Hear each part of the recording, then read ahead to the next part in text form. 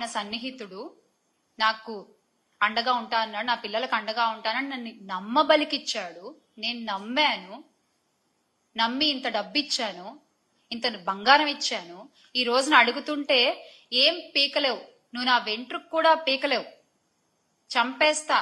ఇంకా నేను కొన్ని పదాలు మాట్లాడలేకపోతున్నాను. అటువంటి దుర్భాషలాడి, అటువంటి భాషని ఉపయోగించి ఒక మహిళపై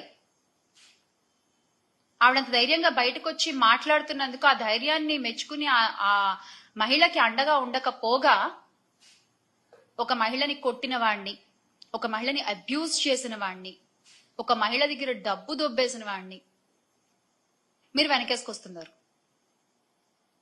మీరు ఇచ్చింది ఏంటి? ఆ పార్టీ అధికార ప్రతినిధి గారు ఇంత జరిగితే ఏం చేశారు? ఒక నోట్ రిలీజ్ చేశారు.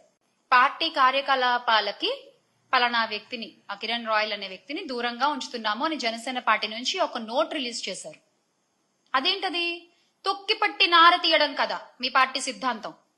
ఇప్పుడు ఏమైపోయింది ఆ సిద్ధాంతం? మీ వాళ్ళ దగ్గరికి వచ్చేసరికి ఆ సిద్ధాంతం ఏమీ ఉండదు కదా. వైఎస్ఆర్సీపీ ప్రభుత్వ హయంలో మహిళలు గాని, యువతులు గాని వాళ్ళ చేతుల్లో ఒక ఆయుధంలా పనిచేసిన దిశ యాప్ ని మీరు నిర్వీర్యం చేశారు. అంత గొప్ప వ్యవస్థలు మీరు ఎలాగో తీసుకురాలేరు. కనీసం దాన్నైనా పునరుద్ధరించవచ్చు కదా. కనీసం ఆడపిల్లలకు ధైర్యంగా ఉంటుంది.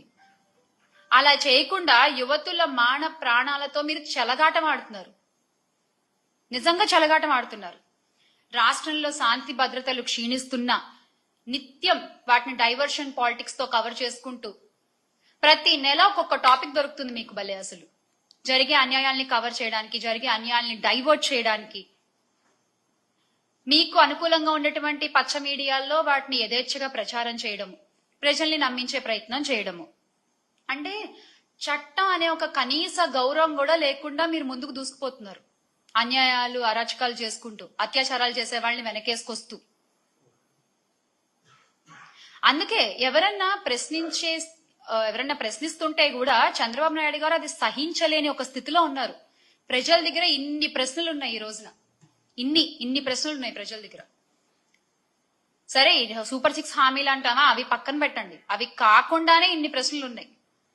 వాటన్ని ప్రజలు అడిగితే ఈ రోజున సమాధానం చెప్పే స్థితిలో చంద్రబాబు నాయుడు గారు ఉన్నారా? కూటమి ప్రభుత్వం ఉందా?